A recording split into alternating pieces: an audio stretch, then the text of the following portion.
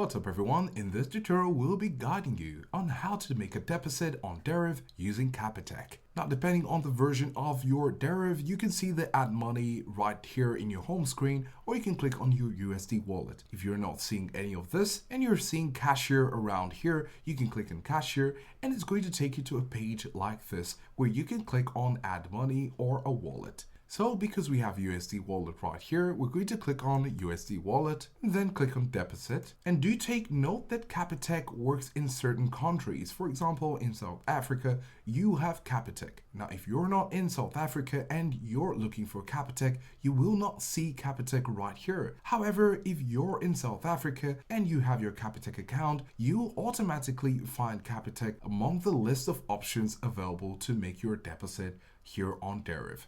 So go ahead through the list and find Capitec. There are not many of them, so you won't be scrolling for long. And when you find Capitec, you can select it and follow the prompt to make your deposit complete. So these are the steps to follow if you'd like to deposit in Deriv using Capitec.